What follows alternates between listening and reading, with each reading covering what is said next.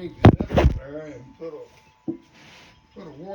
a faucet on it. And we'd get on that thing, turn it on, you'd have so long to stay on there and get yourself wet and lather it up, take your bath and then rinse yourself off and get out. The next man would get on there and do the same thing. We always had plenty of water because you fill it up every morning. It'd sit there in that hot sun during the day and warm up.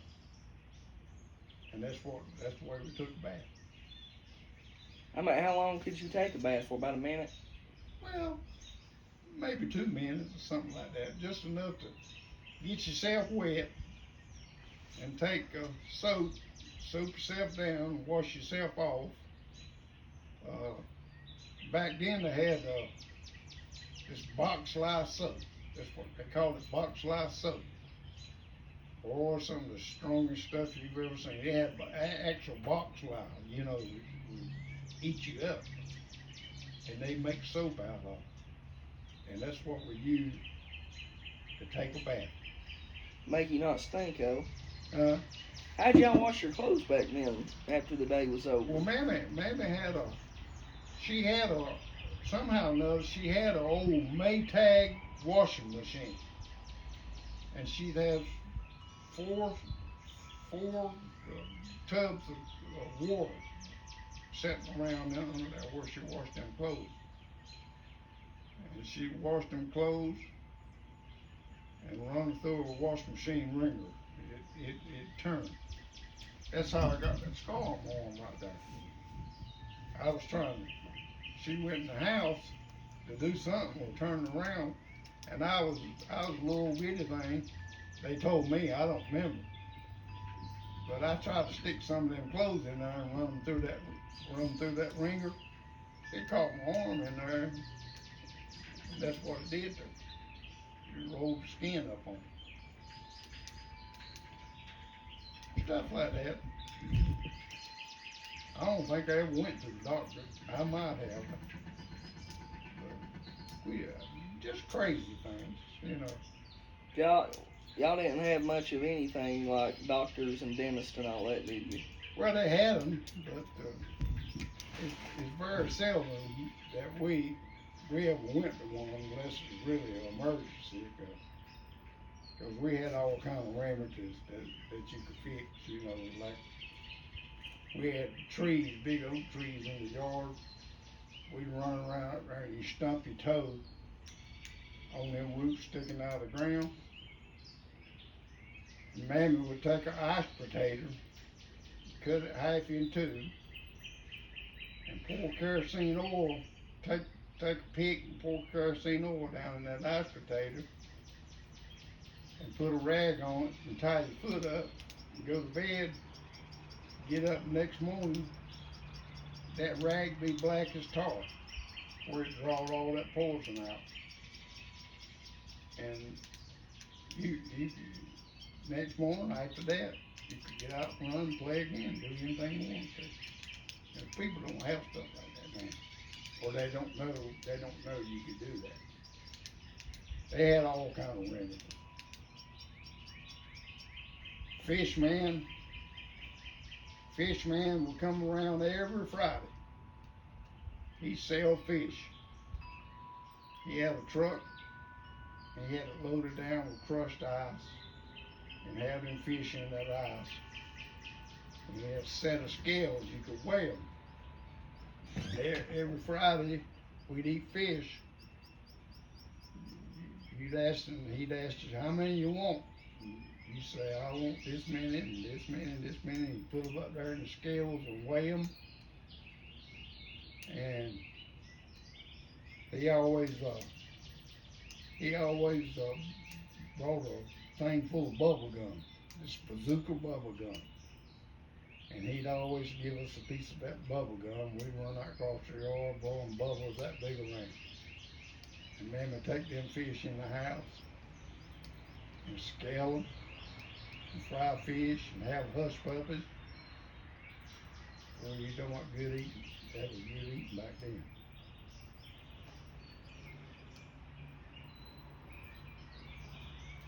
People don't know nothing about Lord no. We got too much fast food these days. Y'all probably didn't even have that back then, did you? Fast food? Probably barely any, if even.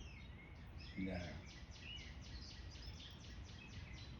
Only fast food we had, you can call it fast food, ham, sausage, shoulder, stuff like that.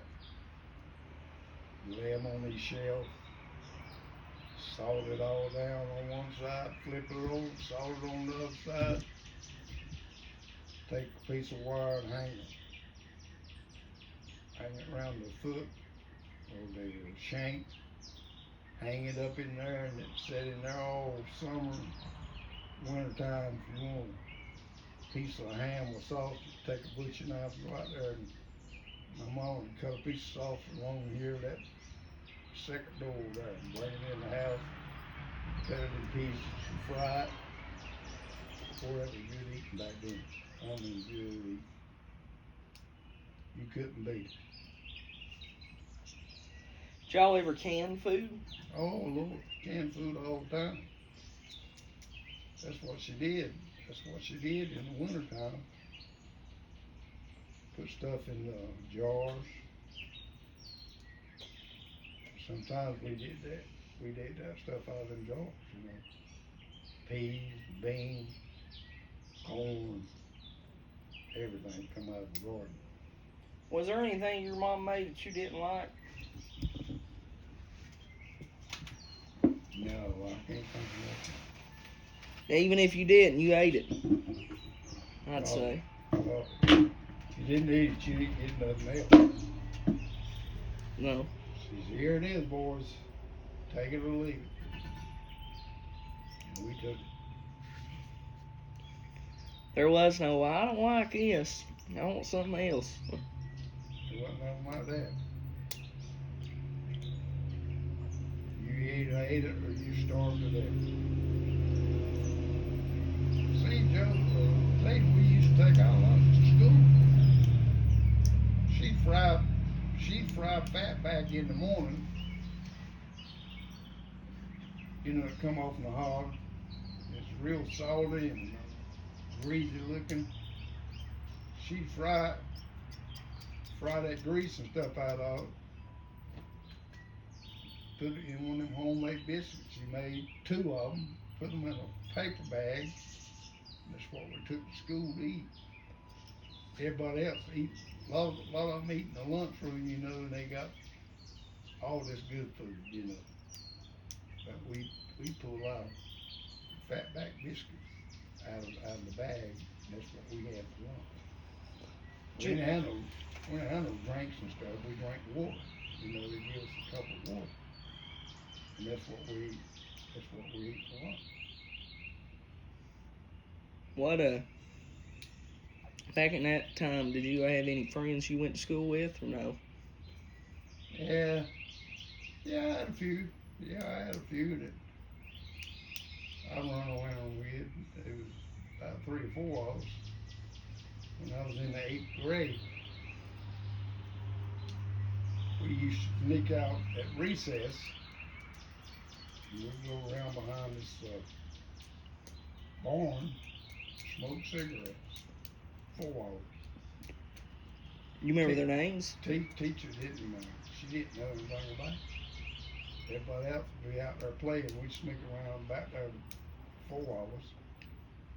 And we just smoking on them cigarettes. You remember any other names? No, not right.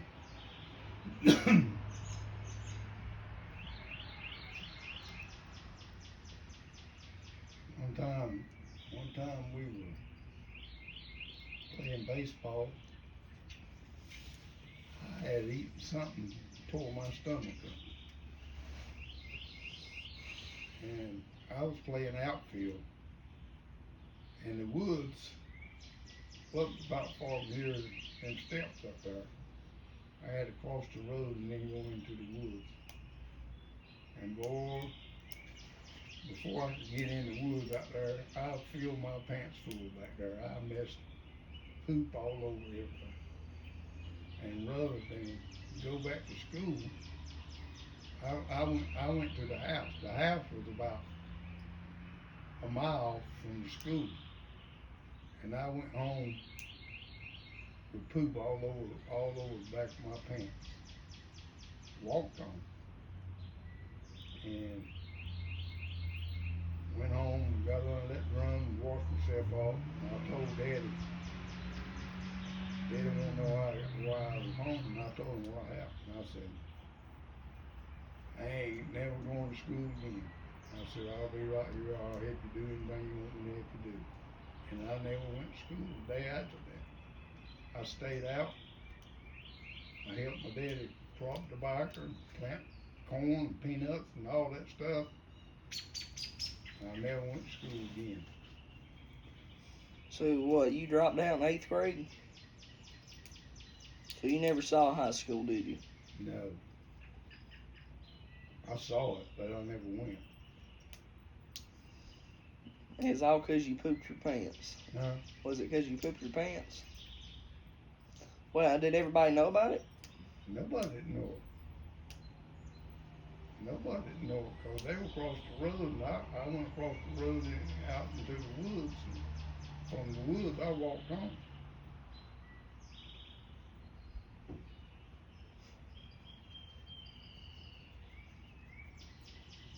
I never went to school. I told my daddy, after I got on that drum and cleaned myself up, I said, Daddy, I ain't never going back to school again. I'll stay here and I'll do anything you want me to. And I never went back. That was in the 8th grade. Do you wish you went back, or are you glad you didn't? Oh yeah, I wished I could have gone back and finished high school. To my knowledge, I don't think there was a young'un in our family that finished high school. Nobody. Not even Ray? Yeah. Nobody never got to finish high school. Now, I might be wrong, but I don't think they did. None of the girls or anybody? No. I worked in the shipyard. Me and Donnie and another guy that lived close to where we lived. We drive up there every Sunday night and be ready. We had a 3-room apartment that we all stayed in. Each one of us had a bed. And when Monday morning came, at 6 o'clock, you wouldn't believe the cars up and down from where we lived would drive down to the shipyard, one right after another. We could walk from where we stayed to the shipyard before they could drive the cars down there. There's so many. They were just one right after another. We walked to work. And if you were working on that, we worked on aircraft carrier. Where they shot them planes off, they shot them off in steam, still do. And if you were working on flight deck, all the way up the top where them airplanes were staged, you had to stay up there. You couldn't leave. You had to stay right there. And we used to stand up there and watch them shoot them things off in the James River water. And Lord, it'd shoot them far from here across the road over there. Not the road, but up there in the woods. Boy, when they took off down that runway, that whole ship was just shrinking back and forth. Steam did it. They shoot them off out there in the James River. They'd have a tugboats out there. They'd pick them up to a plane, bring them back up there, put them back up on the flight deck, and they'd shoot them out there again, just testing them things over and over and over. I got to see them shoot on how many out there.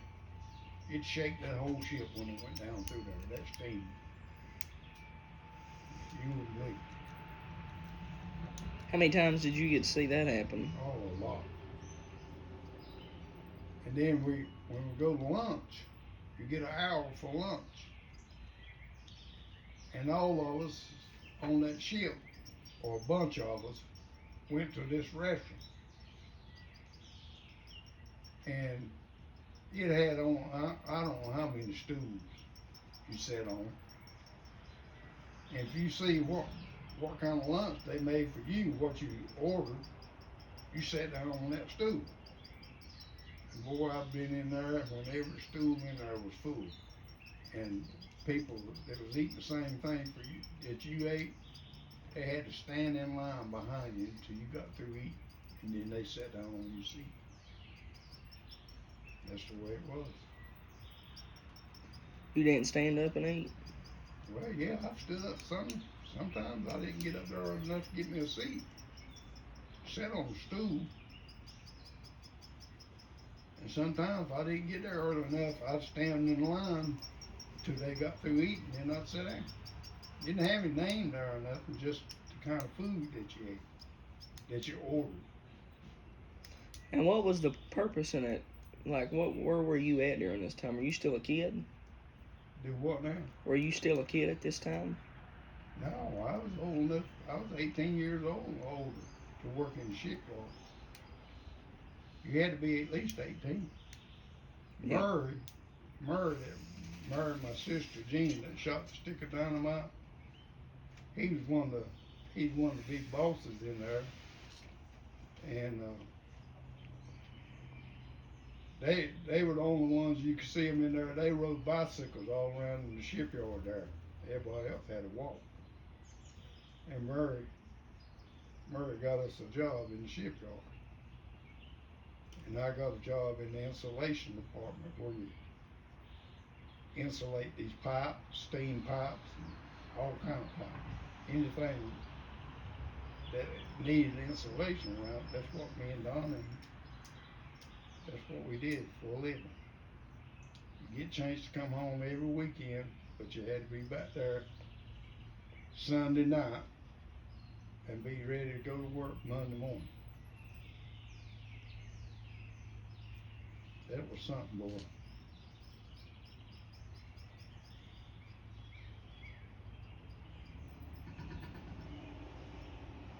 Huh. Well, Granddaddy, it's I'm gonna have to conclude it now. But this was I've got my numbers mixed up. I believe this is part 6 to the life and legend of Dennis and the Page family. So